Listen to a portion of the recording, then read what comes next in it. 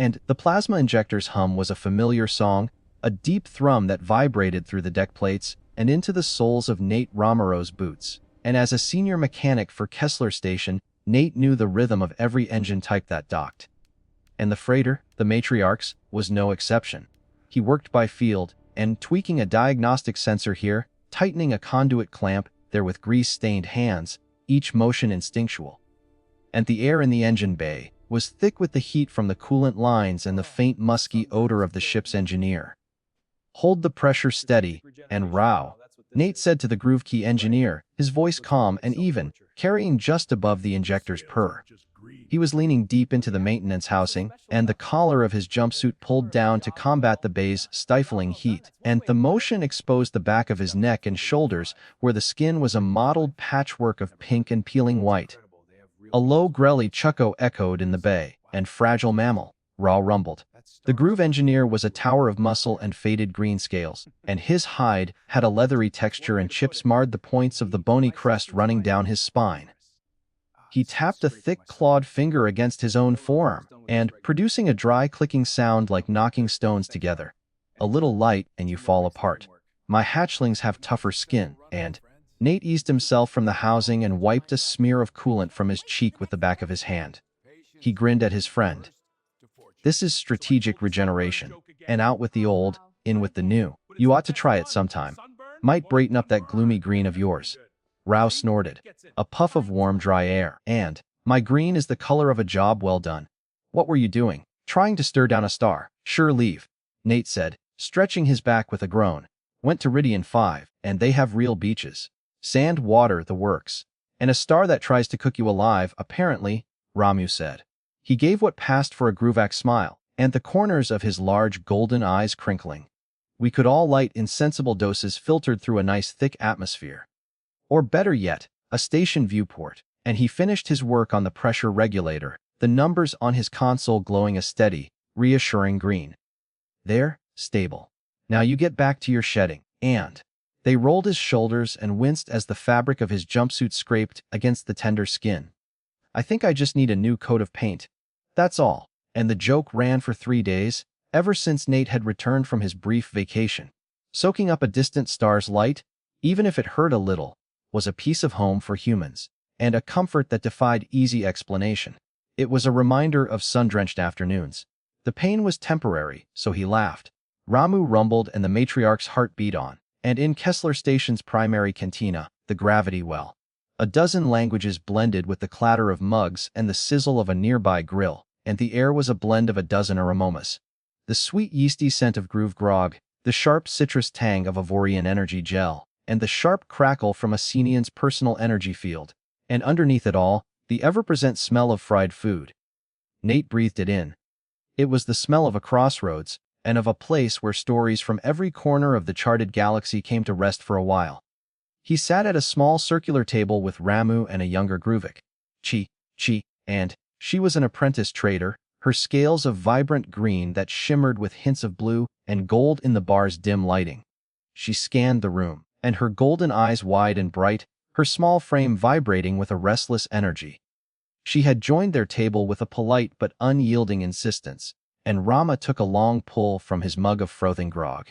"And then the human says," he announced to Chi, gesturing to Nate with his mug, "that he needs a new coat of paint, and as if he's a bulkhead, not a living creature." Chi tilted her head, her frilled neck spines twitching. "Chort, is that what you call the healing process? And repainting?"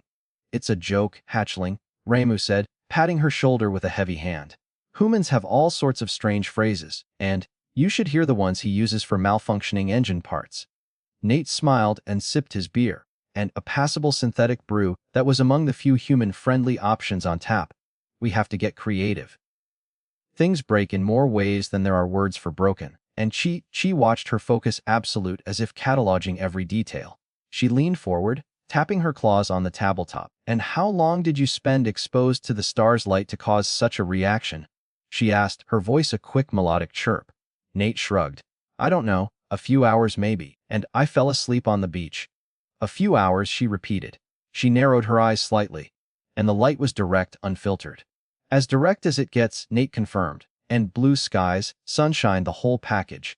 And the healing, How long will it take for your skin to fully repair? She pressed on. A week, and maybe a little longer for the tenderness to go away. It's no big deal.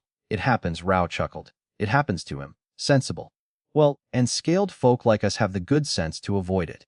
Chi seemed oblivious to Rao, and she stared at Nate with the look of a mathematician who had just stumbled upon an equation that defies logic. Fascinating, and she whispered more to herself than anyone else at the table. Nate shifted in his seat. Questions about being human, from his diet to his sleep cycle, were familiar, but Chi's intensity was something new. She was examining a data point. He took another sip of his beer, but the taste soared. Chi's private quarters were small and Spartan and meticulously organized.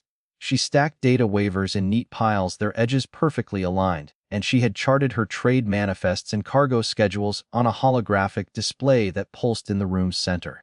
She trusted data more than instinct. Data was raw and objective and purely factual. The human mechanic's words echoed in her mind. A few hours direct exposure. The result was a mild temporary inconvenience, and it was an inconsistency, a loose thread she had to pull. She sat at her terminal and accessed the station's public database, and a vast repository of information shared among the 100-plus species that frequented Kessler. She keyed in commands on the holographic interface with speed and certainty, and first, she pulled up the stellar data for the Ridian system. The star Ridian Prime was a stable K-type orange dwarf, and its radiation output was well within standard tolerance levels for most carbon-based life. A burn from that star, while possible for a soft-skinned species, and was understandable. But then she remembered Nate's file. Homeworld Earth Star System, the Terran Star. She paused, her fingers hovering over the interface, and the Terran Star. The name was a faint echo from a comparative xenobiology course she'd taken as a hatchling. It lay in a sector of space most considered unremarkable, and the galaxy's quiet fringe that had minimal traffic. She typed the Terran Star into the search field. The data streamed onto her screen. A flood of numbers and charts, and stellar classification G2V, a yellow dwarf. She cross-referenced its spectral analysis, luminosity, and particle emissions.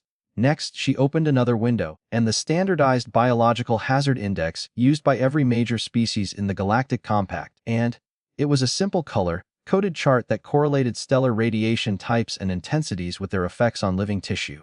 Green was safe. Yellow was cautionary, and orange required shielding. Red was a lethal exposure zone. She dragged the data from the Terran Star into the Hazard Index application. She gasped, and she ran the query twice more, checking for errors in the database or her own input. The results repeated, and the average ultraviolet radiation output of a G2V-class star at a distance of 1 astronomical unit, the distance of Earth from the Terran Star, placed it deep and deep into the red zone. This held true for the Groovex dense, leathery scales and for almost every other species on the chart, and the ambient UV levels on a typical beach on this planet, Earth, were beyond hazardous. The compact classified them as a sterilizing agent and an environment where ambient UV levels should, by all known models, scar complex cellular life into non-existence before the planet could turn once on its axis, and air caught in her throat. It had to be a mistake. Perhaps Earth had a unique atmospheric filter, one more powerful than any known planetary shield. She dug deeper, and pulling up the geological and atmospheric surveys of Earth. Standard nitrogen-oxygen mix, a robust magnetosphere, yes, and with an effect insufficient to mitigate the level of constant high-energy bombardment. She found a small, heavily annotated subfile in the human biological entry, and the subfile contained terms she had to look up: melanocytes production self-repair mechanisms, and she read about a biological process that actively absorbed and dissipated ultraviolet radiation, a cellular machinery that could identify, excise, and replace damaged genetic code with high fidelity. Their defense against the radiation was internal, and they had evolved a tolerance built into their genetic structure that allowed them to thrive in a lethal environment, and so comfortable in it that they considered basking in its unfiltered energies a form of recreation. Chi leaned back in her chair, and her vibrant scales seeming to pale in the screen's light. She looked at the image of a sun-drenched beach on Earth filled with humans lying on the sand. An image of leisure, and of peace, and all she could see was a world death-bathed. She looked at the data again, at the terrifying red bars on the chart, and whispered the only words that made sense, and that's a death zone. The next day, The engine bay's hum seemed to grate on Jeji's senses. The heat from the plasma conduits pressed in on her, and a pale imitation of the stellar furnace that had forged the creature standing before her. Nate was elbowed deep in a coolant recycling unit and humming a tuneless off-key melody. He looked up as she approached, a friendly smile on his face. Chi, come to learn the fine art of flushing a particle filter, and she was silent. She held up her data wafer with a slightly trembling hand. The screen displayed the evidence, and the Terran star's radiation output graphed against the biological hazard index. The stark white line representing human tolerance ran bully through a sea of crimson. And, is this correct? She asked. Her voice was a dry rasp.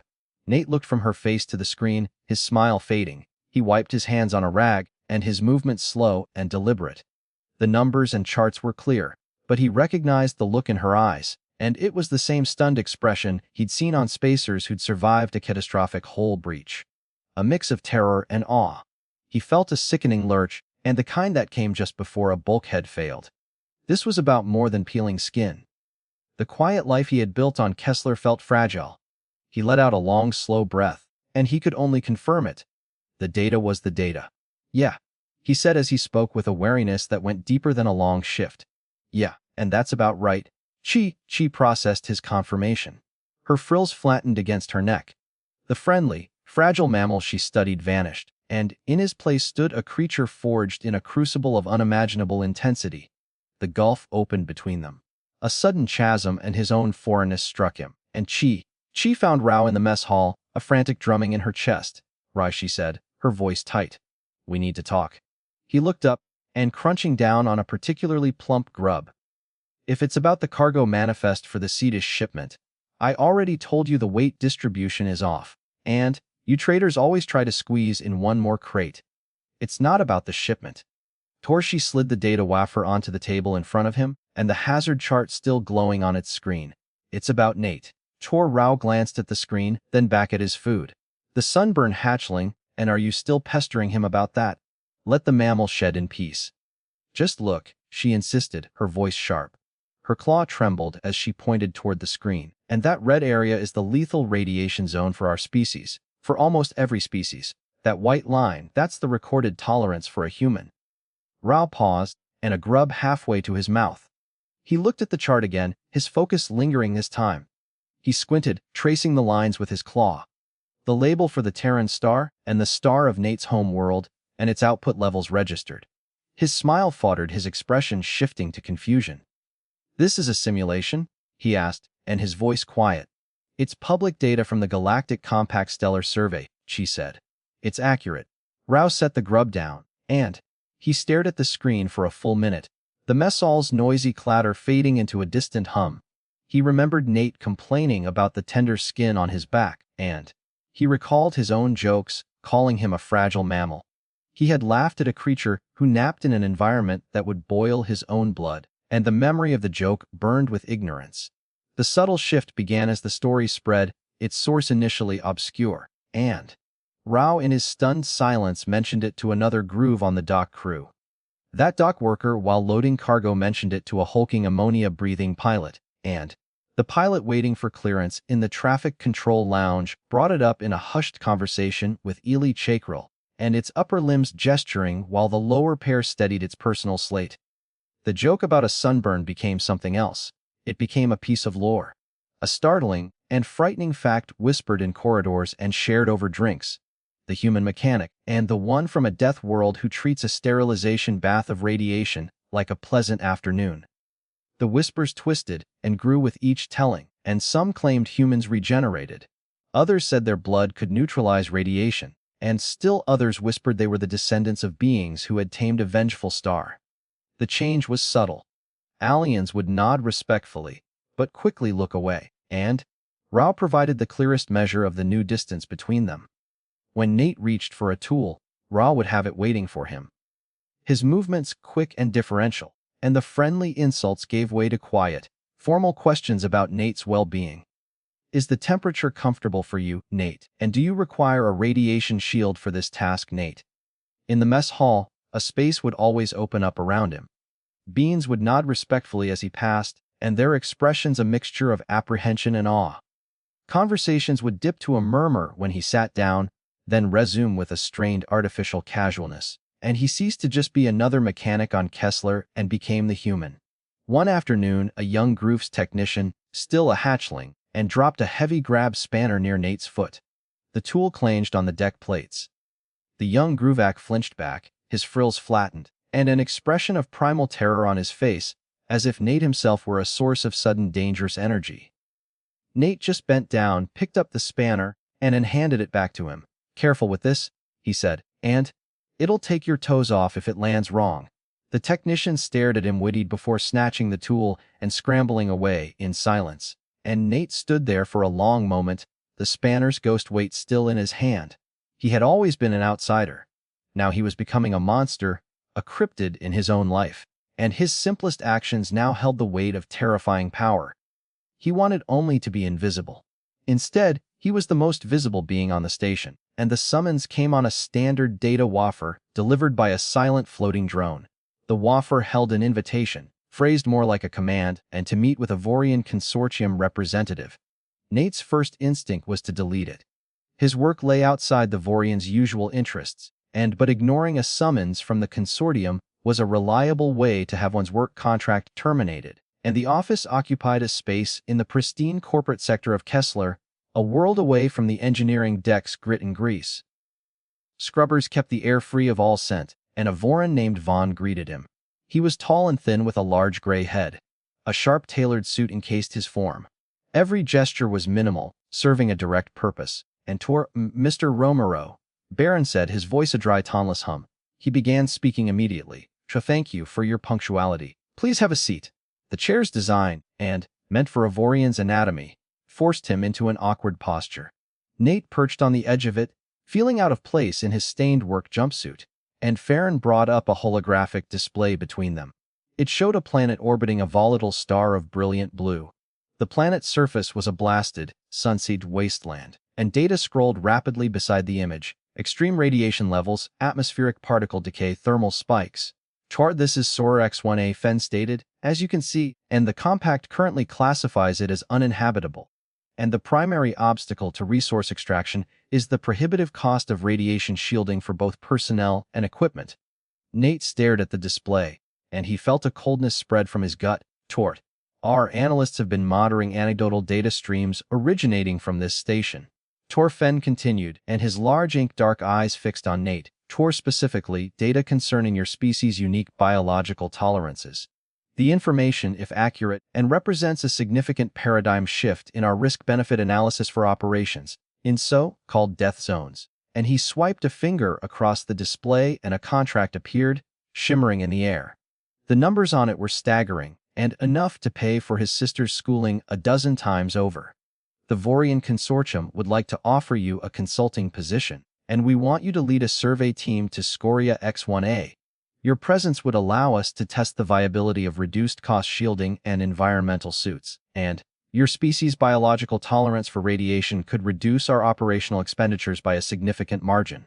You would be an invaluable asset. An asset, and a tool to increase a profit margin.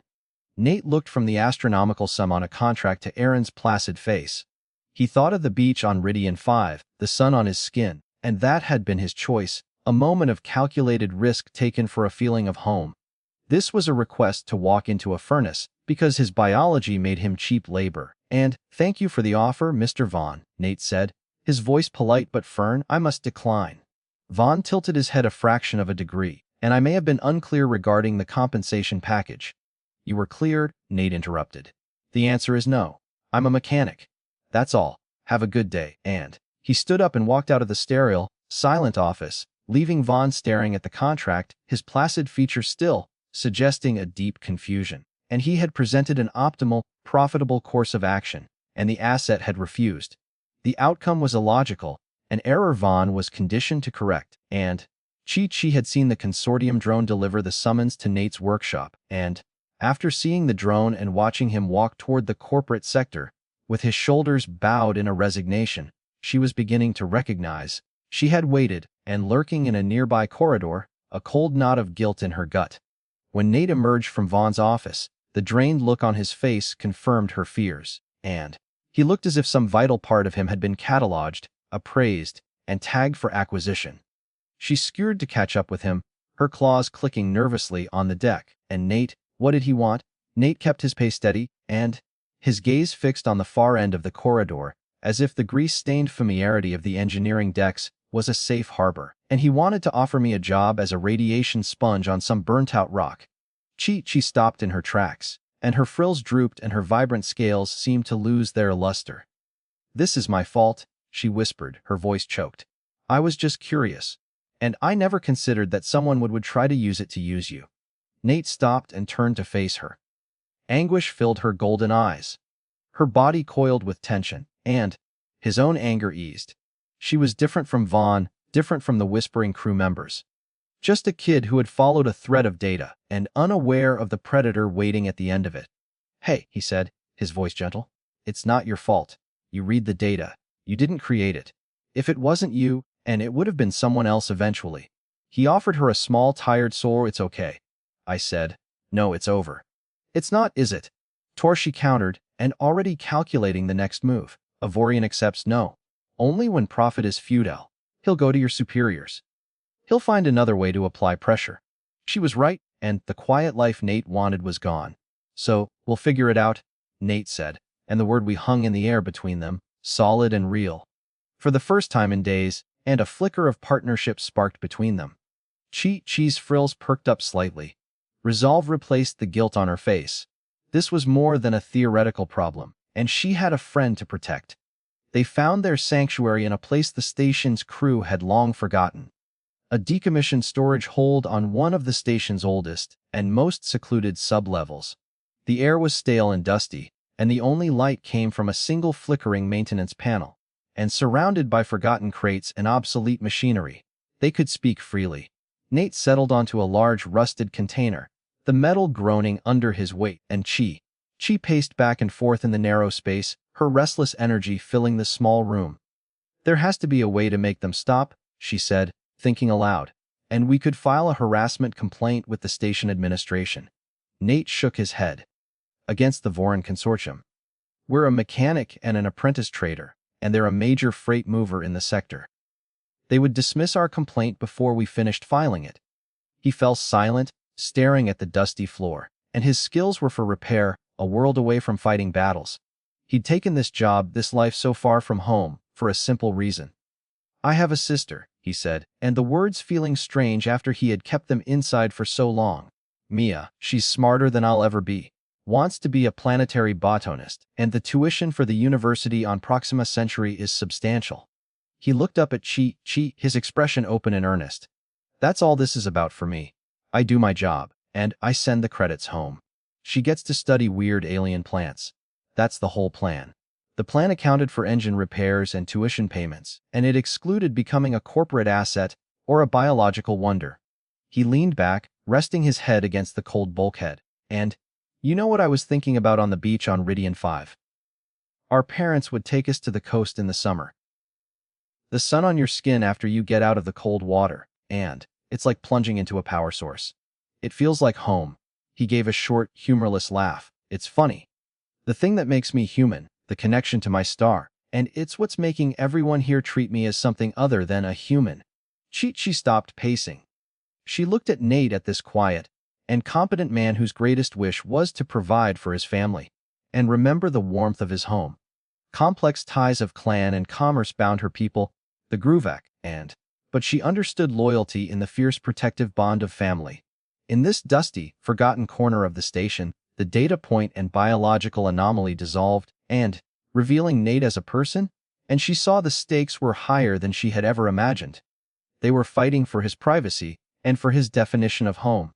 And the second summons arrived with two imposing Signian soldiers, their armor polished under the corridor lights, and they stood in silence in Nate's doorway until he got the message. Commander Valarax's office was the polar opposite of Vanden's, and where the Vorian space was sterile and corporate, the Signian's was brutally Spartan, and the office contained only a metal desk and a chair for her, and a designated spot on the floor for Nate to stand. And the only scent was the faint, sharp smell of static that clung to the Signian species. Valarax herself was an imposing figure, taller than a human, and her form was a collection of hard angles and hardened plates of dark polished armor. She moved with an unnerving stillness, and she took in everything at once with her wide lens-like eyes. When she spoke, a small device on her desk instantly translated her voice. A series of calm and definite clicks and modulated tones. Nate Varamaro, the translator, intoned, the voice is flat as Vale Rax's gaze. And I have reviewed the data regarding your species' environmental tolerances. It presents several tactical considerations. She began the assessment immediately, and we require clarification on several points, she continued, and she tilted her head slightly. And what is the standard healing rate for secondary thermal and radiation burns on your epidermis? Nate stared at her dumbfounded. I don't know. A few weeks. And define a few weeks in standard station days. Veal pressed, a stylus tapping rhythmically on her desk. Unacceptable variance. We require definite data. Next question. And what is the psychological response of a human to prolonged environmental stress in a known hazardous zone? Is there a point of systemic failure? And does morale degrade at a quantifiable rate? The questions kept coming, each one colder and more analytical than the last. She asked about cellular degradation under duress and pain tolerance thresholds, the efficiency of human DNA self-rep mechanisms under sustained particle bombardment, and she was cataloging the specifications of a piece of military hardware. Ven had wanted to use his body to save money. Valix was contemplating using it as a weapon, and his resilience was a strategic advantage. A soldier who could operate in a radioactive hot zone without cumbersome shielding was a paradigm shift in ground warfare. And is it true? And her wide lens-like eyes seemed to dissect him layer by layer. And that your species has historically engaged in warfare in environments you knew were damaging to your own biology and did so willingly. And Nate thought of the old stories, the histories of Earth's brutal, pointless wars. Yes, he whispered. Commander Valix made a final notation on her terminal, and the potential for a high-endurance, low-maintenance biological asset is significant. We will require your cooperation in further testing. That is all. She dismissed him, and Nate walked out of the Spartan office, his body trembling.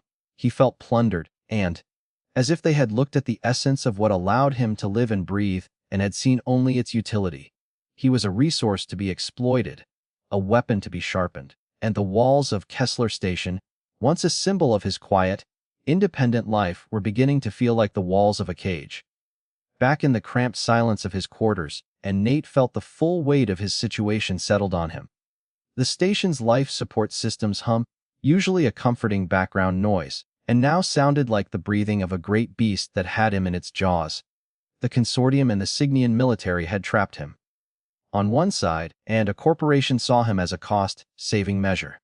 On the other, a military power saw him as a prototype for a new kind of soldier, and both were utterly convinced of their right to claim him. His identity, Nate Romero, mechanic, brother, a quiet man who, like the sun's feeling, was being stripped away and replaced by a label, the human asset. He paced the small room 4 steps one way, 4 steps back, and he clenched his hands into fists, and a desperate primal urge to flee rose in him, to run until he found a place where his biology held no special significance, where he could just be another face in the crowd. And he slumped into the chair at his small personal terminal. The easy life he had sought vanished. Kessler had become a prison, its bars forged from others' expectations, and the Vorian consortium and the Cygnian military were monoliths far beyond his ability to fight. But he was a mechanic. He solved problems by understanding the system, and by finding the weak points, the worn-out seals, the faulty relays. He knew how to make things go, and he knew how to make things stop. His mind, and accustomed to tracing complex power conduits and diagnostic flowcharts, searched for a different kind of schematic. He accessed the station's personnel network, and the interface clunky and bureaucratic. He searched for transfer protocols, filtering by sector, by job description, by station population. He typed in keywords, quiet and isolated, low traffic. He was searching for a place of such low strategic value that no corporation or military would ever take notice. A place of anonymity, and a place to disappear.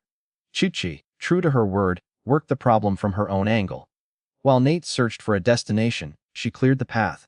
As a trader, and her life was a web of contacts, cargo schedules, personal manifests, and bureaucratic networks, and she knew how to find things that were meant to remain unfound, and how to navigate the galactic compact's labyrinthine regulations. and she dove into the station's deep networks far beyond the public database, and she cross-referenced low-priority cargo routes with personnel requisitions that have been open for months, even years.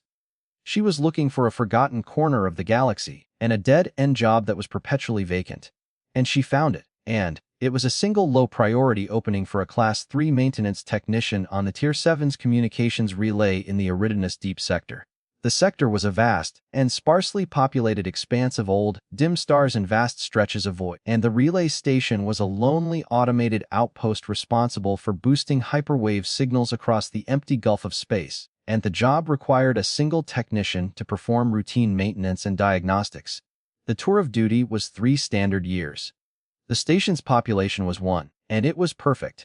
It was a humble, isolated posting and so far from any strategic or commercial interest that it was practically invisible, and it was the bureaucratic equivalent of a forgotten storage closet. It was the anonymity Nate craved. She brought the information to him, and her terminal glowing in the dim light of their secret meeting place. "It's not much," she said, her voice soft. It would be a lonely posting, and Nate looked at the requisition form at the stark, simple description of the job. The isolation was a promise, a virtue.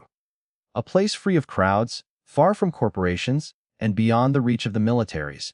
Just him, the quiet hum of machinery and the endless peaceful silence of deep space. "It's perfect," he said, and a genuine smile touching his lips for the first time in weeks. "It's exactly what I need." With a renewed sense of hope, and Nate compiled the necessary forms and officially submitted his transfer request through the Kessler Personnel Network. He cited his qualifications, his years of service, and a desire for a work environment with lighter duties as he neared the later stages of his career. A small believable fiction. He hit the submit button. A path out, and less than an hour later, a notification chimed on his terminal. He opened it expecting a standard automated confirmation. Instead, a stark red banner met him across the screen. "Transfer request denied." Beneath the denial in a smaller print was the explanation. His personnel file had been flagged, and Vaughn and Veilrax had attached 2 separate special interest notices to it, and barring any change in his station or duty assignment until it received the direct approval of the flagging authorities. Vin had filed the first, and citing ongoing corporate consultation. Commander Veilrax had filed the citing strategic skills assessment. The bureaucratic walls had slammed shut, and the path was blocked. Vin and Veilrax had anticipated his move. They had used the system designed to manage personnel to turn him into property, and they had locked him down and asked it to be held in place until they decided how best to make use of him. The relief he had felt moments before curdled into cold despair, and he was well and truly caged.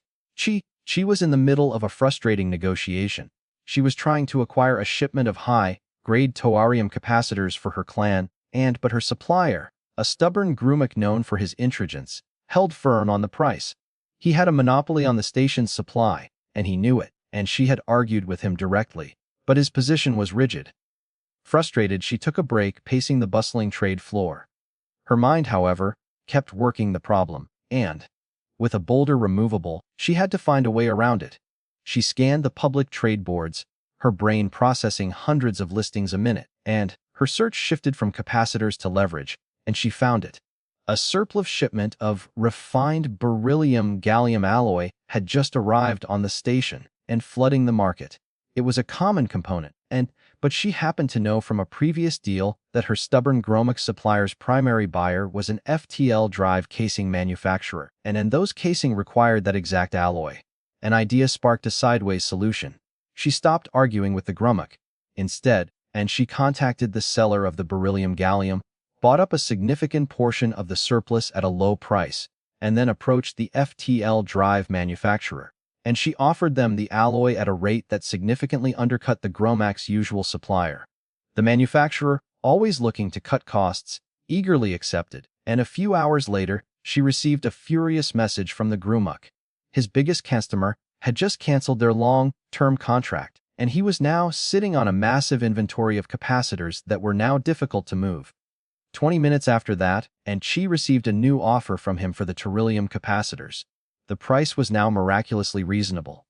As she finalized the 3-way trade, a triumphant grin spread across her face. She had changed the variables. She had introduced a new piece of data into the system that made her original obstacle obsolete, and she looked at the finalized trade confirmation and a path forward for Nate appeared. A direct fight against Vun's hold or Valrax's flag was futile. They were boulders. But what if the asset they were so determined to hold on to seemed flawed? What if the valuable commodity developed a defect? The Kessler Station medbay was quiet, and the air tinged with a faint scent of antiseptic. The medic on duty was a gentle elderly Sylvan named Lear, and whose calm demeanor and long jointed fingers made him a highly trusted medical professional on the station. And Nate had been to see him once before for a minor plasma burn, and NLRA treated him with a calm professionalism that was a welcome relief from the recent awe and fear he'd been facing. And Nate sat on the edge of a diagnostic bed explaining his symptoms. The stress was genuine. It etched itself on his face and the tired lines around his eyes, and he told Lear about the pressure, the constant feeling of being watched, the difficulty sleeping. "I'm losing focus," Nate explained, his voice low and earnest. "And in the engine bay, focus is essential. One wrong move, one decimal point in the wrong place on a calibration, and things go bad. Fast. And my hands have started shaking just a little. I'm worried." Lean patiently, running a soft glowing scanner over Nate's head, and the Sylvan studied him with large empathetic eyes. "Your synaptic activity shows elevated cortisol levels and fatigue.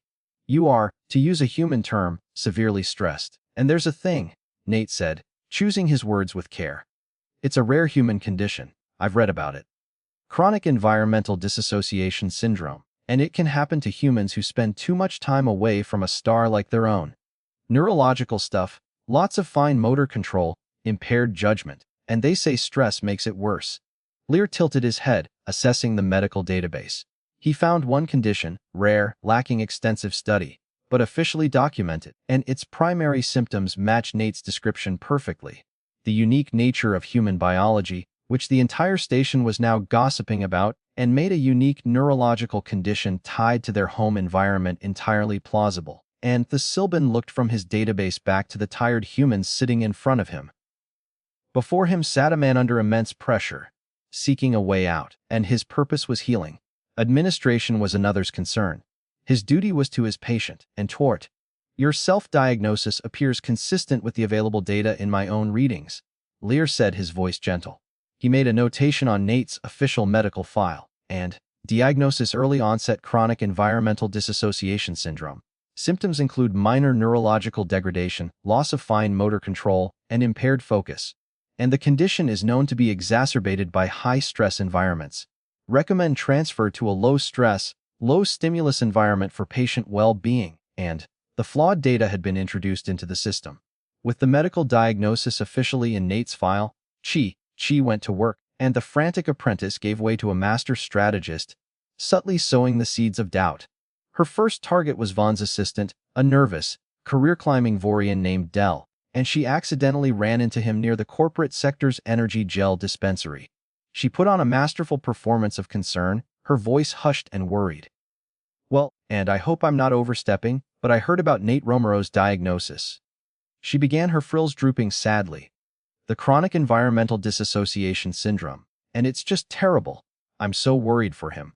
Ree, who had heard nothing of this, immediately focused on the new data. "Short diagnosis." "What diagnosis? Oh, you didn't know?" And Chi feigned surprise. "It's in his medical file. Some kind of neurological degradation.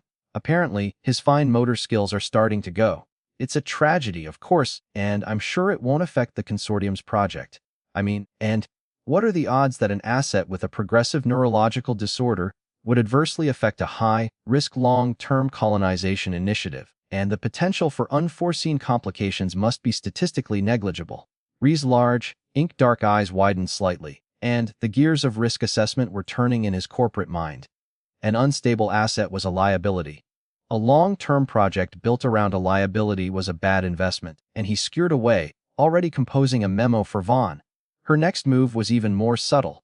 She had a contact in the station's logistics department, a talkative Grasht, and who sometimes supplied her with shipping schedules.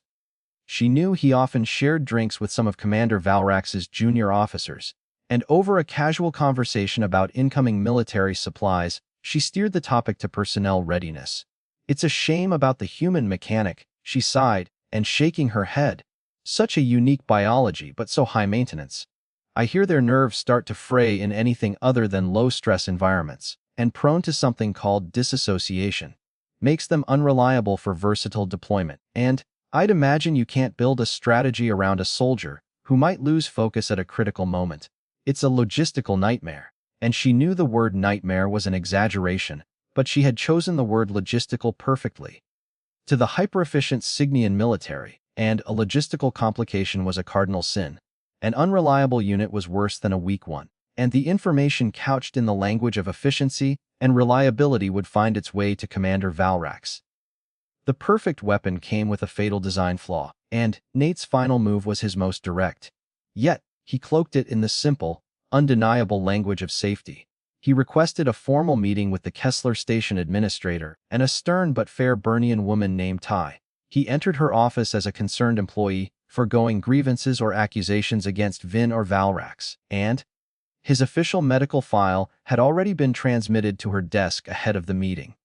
He held a terminal in his hands which trembled just enough to be noticeable. "And Administrator Tella, thank you for seeing me," he began, his voice laced with a measured wariness. "I'm here about a safety concern. As you can see from a medical file, and I have been diagnosed with the early stages of chronic environmental dissociation syndrome." And Tella nodded, and her paired sets of eyes blinked slowly as she scanned the file on her own console. "I've read the medic's report, Mr. Romero. Continue. And my primary duties in the main engine bay, often working directly with the plasma injector core and the FTL capacitor regulators," Nate said, and keeping his explanation technical and professional. "These systems require definite calibrations, and a single misplaced digit in the energy flow calibration can lead to a catastrophic overload. Lately, due to my documented medical condition, and I've been having trouble with my focus. My hands, their steadiness has diminished." He held out his hand, and whether from nerves or acting, and it had a slight but visible tremor. "I can no longer in good conscience guarantee that I can perform my duties to the required safety specifications," he concluded, and his voice filled with the regret of a veteran professional. "I am becoming a safety risk to this station, and, for the well-being of the crew and the operational integrity of Kessler, I have to request a transfer to a less critical low-stress position, and the one on the TR-77 relay seems appropriate." He made himself the problem. His own medically documented struggle to safely do his job was the issue, and setting aside Vin's ambition or Valrax's strategy, he was a faulty component. And requesting a move to a station of the machine where his failure would have minimal systemic impact, and he had appealed to the one thing more powerful than corporate greed or military ambition: bureaucratic liability. Administrator Tell was above all else a pragmatist, and her job was to keep Kessler Station running safely and efficiently. She looked at the situation with the cool logic of a systems manager. On one hand, and she had two powerful station residents, the Vorian Consortium and the Cygnian military, who had flagged an employee as a person of interest. On the other hand, and she had the same employee, a senior mechanic with a flawless record, who now carried an official medical diagnosis and making him a quantifiable safety risk in one of the station's most critical areas.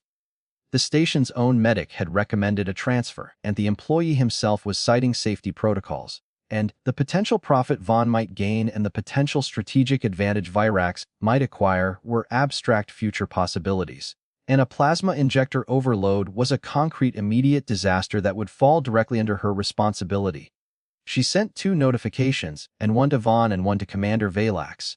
The message was brief and clinical. Pursuant to Kessler Station Safety Regulation 9.448 read, and torch, personnel with documented medical conditions that may impair performance in critical duty roles must be reassigned, and mechanic Nate Romero is medically unfit for his current duties in the engine bay. Furthermore, and his diagnosis makes him unsuitable for high-stress projects proposed by your department. For reasons of operational safety and liability mitigation, and your special interest holds have been overridden. His transfer to a non-critical post has been approved effective immediately, and it was an administrative decision backed by the full weight of station law. The decision was final. Faced with a safety and liability issue, and Vaughn and Valrax were forced to withdraw their claims. Their valuable asset was now officially damaged goods. In the dusty storage hold, and Nate and Chi read the confirmation message on her terminal. They acknowledged their victory with a profound shared silence of relief. It was a small, quiet victory, and one with paperwork persistence and a little sideways thinking. Months later, the only sound was the gentle rhythmic hum of the TR-77 communications relay. It was a vast and silent machine hanging in the Ridianus Deep Sector's void, and Nate Romero was its sole keeper. His life was a simple repeating pattern of diagnostic checks and system calibrations and long peaceful silences. The stars here were old and dim, and the emptiness between them was vast and comforting. And he had been the sole living occupant since his arrival, and he had never felt more at peace.